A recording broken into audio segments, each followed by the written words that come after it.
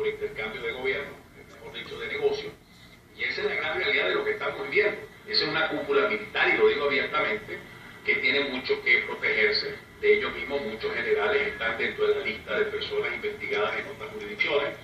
En cualquier jurisdicción los agarran.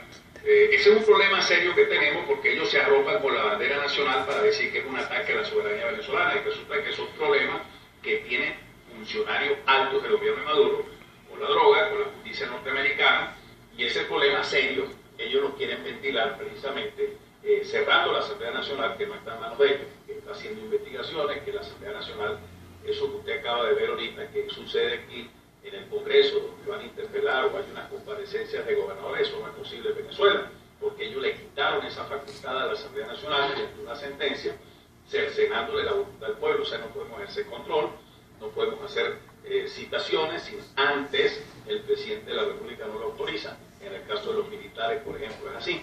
Entonces esa burocracia militar no puede seguirse sosteniendo. Como dice muchas veces, una graciosa concesión del Poder Ejecutivo.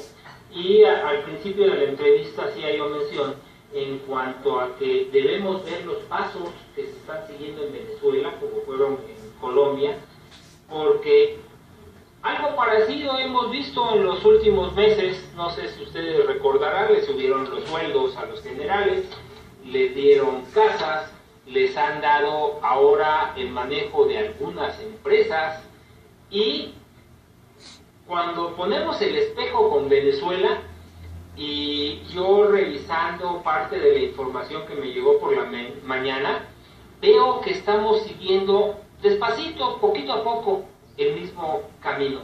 ¿A dónde puede llegar este tipo de situaciones en Venezuela? Mira, esto, el presidente incluso ayer habló de guerra civil. Imagínate, un presidente en pleno siglo XXI hablando de guerra civil. Porque esa es la concepción de ellos, belicista, guerrerista, una concepción muy reaccionaria. De mantener el poder por sí, por el poder. Eso es lo que algunos han llamado que los extremismos de izquierda terminan sosteniendo los extremismos de derecha, y los dos se complementan. En Venezuela hay un fundamentalismo totalitarista. Me recuerda a este libro que escribió George Wells, no sé si La Granja. La Granja, la revolución de la granja. Así donde el cerdo y el hombre veíamos a un lado y a otro y no se distinguía cuál era quién, ¿no? Así es. Lo mismo está pasando. Sí, como no, es un mundo jovesiano. Es decir, ese es lo que está sucediendo, donde Thomas Hobbes, recuerdan que desarrolló Eduardo aquella teoría de la sociedad absoluta, es decir, aquellas sociedades donde cada quien tiene su propia ley, un mundo jovesiano. Ese es el mundo que nos están vendiendo en Venezuela, acompañado de un ideologicismo muy barato, muy rezagado, porque la verdad de todo esto, ¿qué es? Que la gente se está muriendo en Venezuela porque no tiene acceso a la medicina, a los medicamentos, a los tratamientos. Ya los médicos están desesperados cuando atienden a un paciente porque ya no hayan que enviarles qué diagnósticos hacer, porque no se encuentran las medicinas. Ni siquiera tienen papel para hacer récipe médico.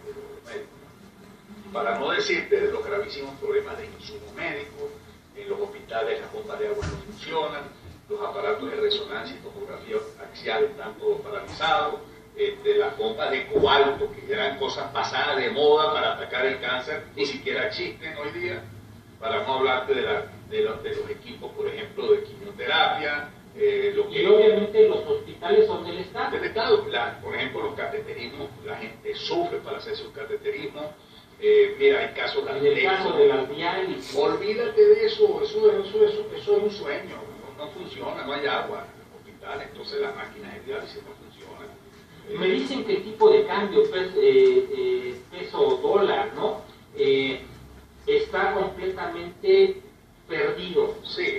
Puede acudir uno al mercado negro y lo encuentra 1000 veces más caro, o sea, 10 veces más caro que lo que lo está dando el gobierno. Sí, hermano, porque es una dinámica hiperinflacionaria que estamos viviendo, donde los precios son diferentes cada minuto.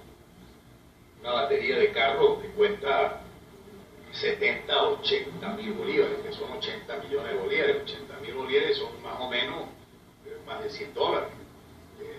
Es decir, estamos hablando de que la gente está ganando en bolívares, no en dólares.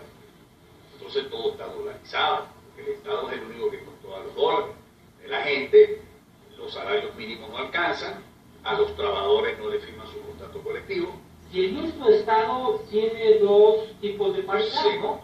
Una para los cuates y otra para los que no son cuates. Esa es la gran tragedia, ese control de cambio por múltiples cambios. Ahorita ya no se completó el mundo. Y sin embargo ya ese dólar controlado que llaman el dólar CIMAD ya está en 240, 250 dólares, o sea, sigue subiendo. Porque el dólar negro llegó a 1.200. 1.200. Y tú sabes lo grave de esto, Eduardo, que ellos le echan la culpa a una página de internet que se llama Dólar Today. Ellos dicen que ellos son los culpables porque manipulan el precio. Y no se quieren dar cuenta que el Estado no está produciendo divisa. Porque nosotros estamos prácticamente, las divisas nuestras provienen del petróleo. El precio del petróleo ha bajado. Y ya vimos hoy el petróleo mexicano está a 29 dólares. El West Texas anda sobre los 30, 31 dólares. Con respecto a los 110 dólares que traíamos hace prácticamente años. 3 años, 2 años. Es la locura para Sin embargo, Eduardo, todavía 29 dólares es mucha plata, mucho dinero. Si hubiese un gobierno buen administrador, con un proceso de descentralización, es decir, el Estado no tiene por qué concentrar todo en Caracas. Incorpore a las comunidades, incorpore al pueblo, por ejemplo, el manejo de escuelas, el mantenimiento de escuelas. Vamos a desarrollar la hacienda pública fiscal de manera tal de que los estados regionales y las alcaldías tengan un sistema impositivo de hacienda pública que les garantice el desarrollo de obras de todo tipo.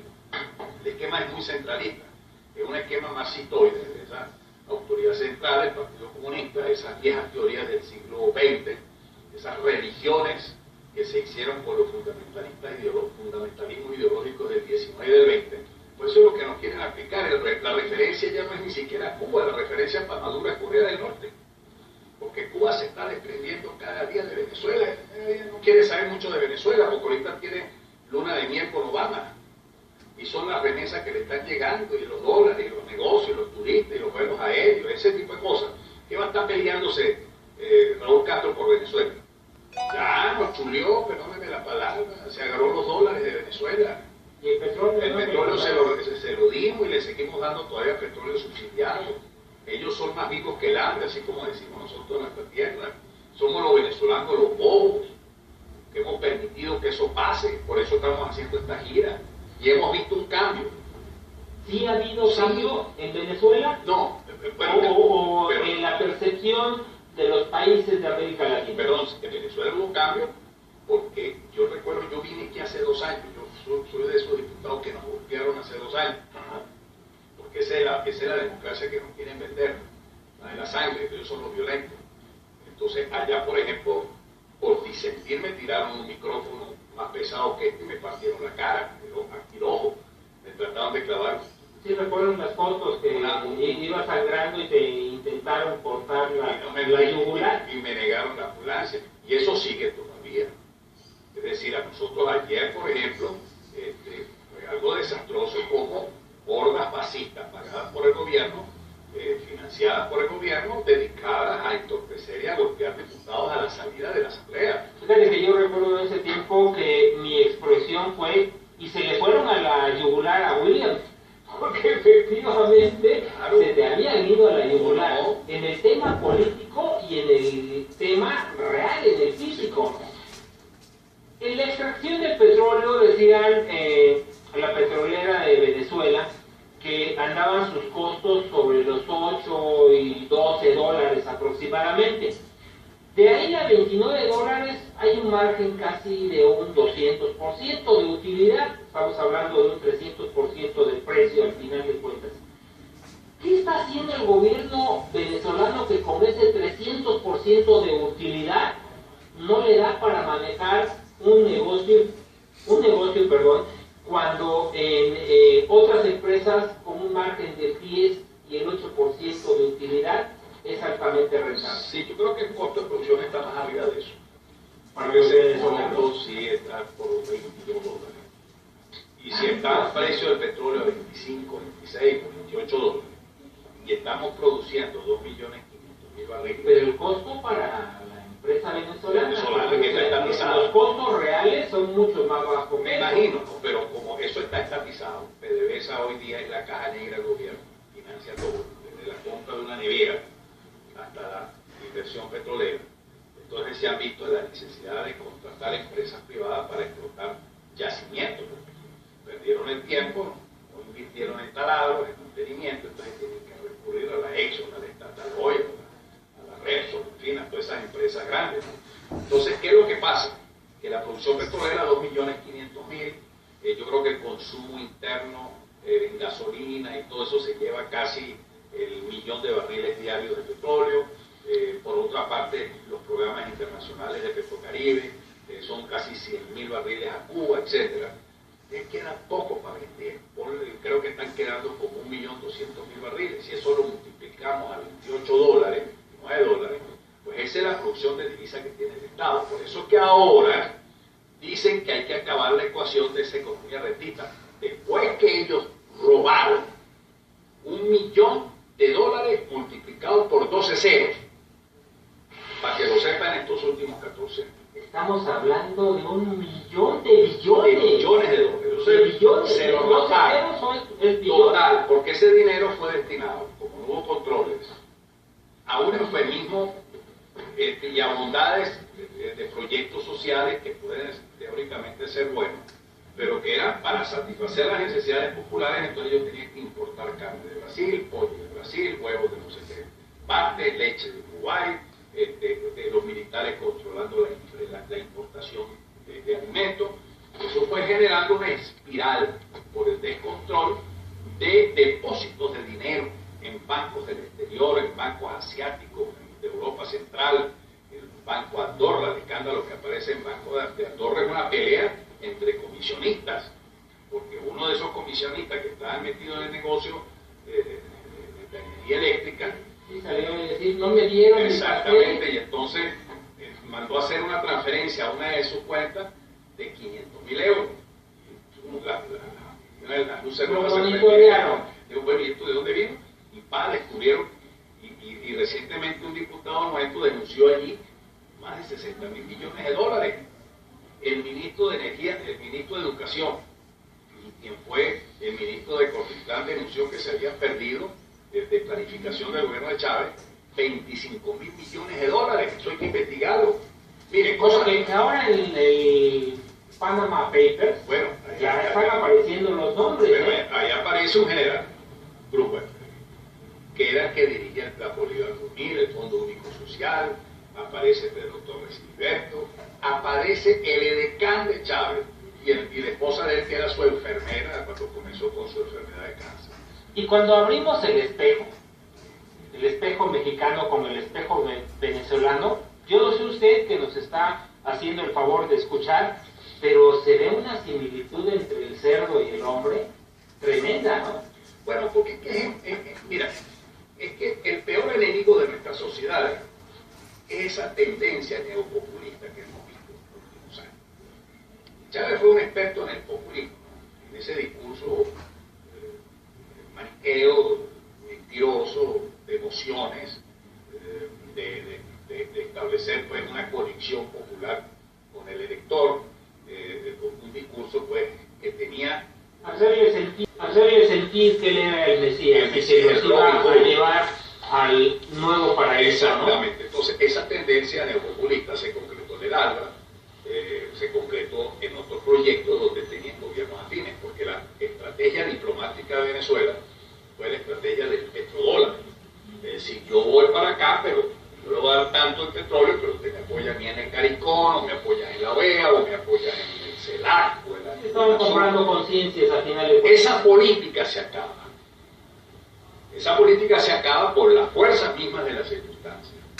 Por ejemplo, recientemente, en cosas tan pequeñas, a mí me tocó, o estoy en esa comisión para investigar, descubre la Policía Nacional Española que la rúbrica de Chávez es la correcta, es la legítima, es la de él, en una orden ministerial, pues eso tiene un nombre, una minuta, pues de una reunión ministerial del ministro del Poder Popular para la Finanza, el señor Rafael Licea, que está fugado, creo que está en los Estados Unidos, no sé dónde, está fugado de la justicia venezolana, donde él le pide al presidente de la República que le apruebe, Chávez en ese momento, 7 millones de euros, ¿verdad?, para una fundación de estudios económicos sociales que es el germen del partido Podemos en España.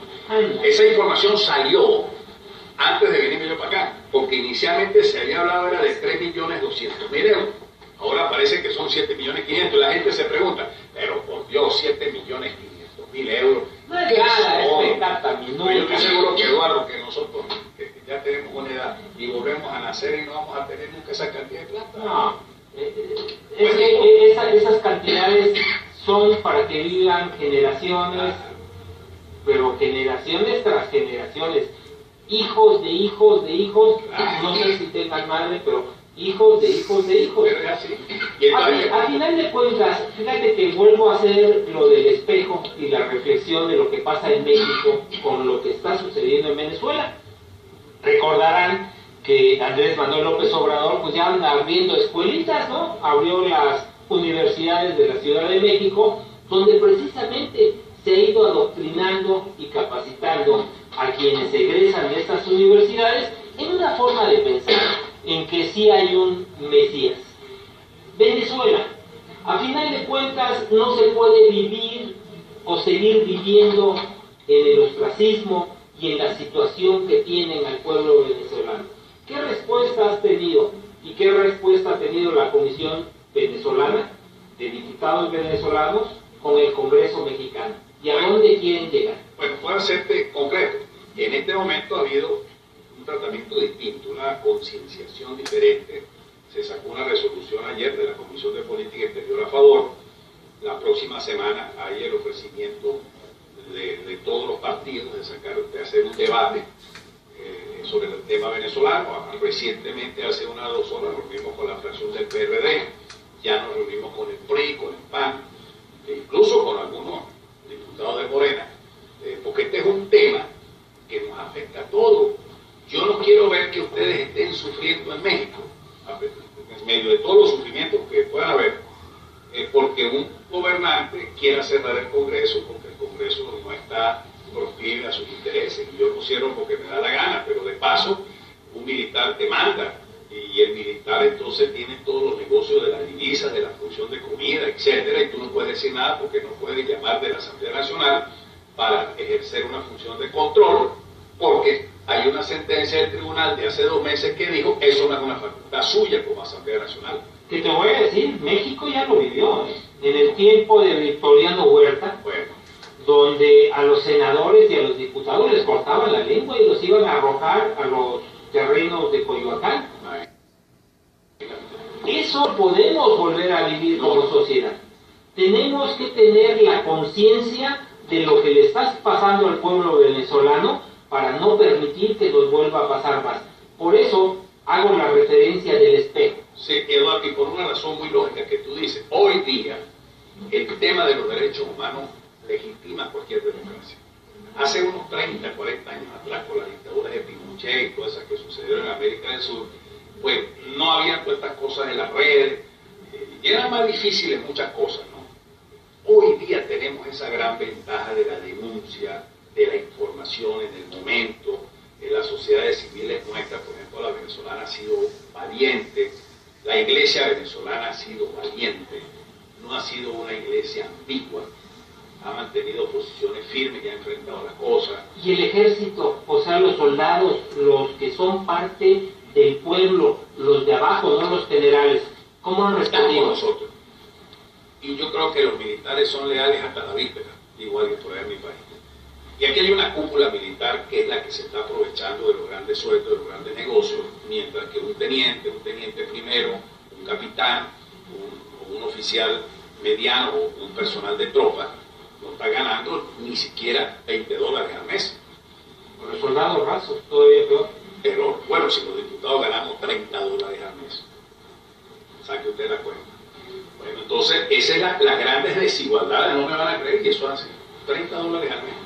Que pagáramos lo mismo a nuestros diputados, ¿no? Reciben 185,000 pesos mensuales, sí, más aparte les dan, sí, hombre, más aparte les dan para su módulo de atención, para el carro, para el teléfono, para la gasolina, todos los boletos de avión pagados, y estoy hablando de los federales, y nuestros magistrados, 500,000 pesos al mes, imagínate, pero nada más. Ahora, para no meterme en los problemas internos aquí de No, pero eso es en México, sí. Allá que $30. Sí, señor. Y entonces lo que te quiero decir es... 600 pesos, bueno, ni para el taxi, ahora no, que hay te lo creo, contingencia. Además, ok, yo te digo, bueno, mira, uno es luchador, uno es político, y uno corre todos esos riesgos. Lo que más angustia, yo no tengo la carta aquí por internet, pero mi colega, compañero que viene en la fórmula, lo mostró ahorita en la reunión que tuvimos, una señora suicidándose, le deja una carta a sus hijos y le dice, mire, perdóneme, a lo mejor ustedes nunca van a entender lo que yo estoy haciendo, pues yo no puedo ser una carga para ustedes, porque no, la tragedia no conseguir medicina. Híjole, eso está pasando, mire Eduardo, no me vas a creer. En este momento la piel, si ustedes me vieran, los ojos realmente me están lastimando. No es posible que esto esté, y no se conduele esta gente. No, y el índice de mortalidad infantil ha crecido. En promedio, mira, el mes pasado en Yaracuy, que es un estado cercano al estado Lara, murieron 90 neonatos. En mi estado medio, yo fui gobernador de mi estado, he sido senador de mi estado y ahorita soy diputado reelecto por mi estado, conozco mi estado. Fui a visitar el hospital universitario, que es un hospital de 4 niveles, un hospital de posgrado y todo. Bueno, cuando entré en el mes de diciembre, y estuve hace 15 días haciendo esa evaluación, murieron 25 neonatos porque no hay adrenalina. Contaminación porque los techos se caen y estos carrizos no hacen nada, son indolentes. La gente se mata en las colas para conseguir huevos, para conseguir papel toalé, para conseguir pasta de dientes, para conseguir harina pan. Es una tragedia, las colas son inmensas. Viendo Venezuela, a veces uno dice esto porque no todo sale en los medios, ¿verdad? Y no permanentemente puede uno estar explicando en los medios las cosas de esta forma, pero esa es la realidad de Venezuela, por eso es que estamos nosotros aquí en esto. Venimos de Brasil, de Chile, de Uruguay, de Perú, queremos pues crear esa conciencia en América del Sur. Williams Dávila Barrios, diputado de la Asamblea Nacional de Venezuela por el Partido de Acción Democrática, realmente muchísimo que nos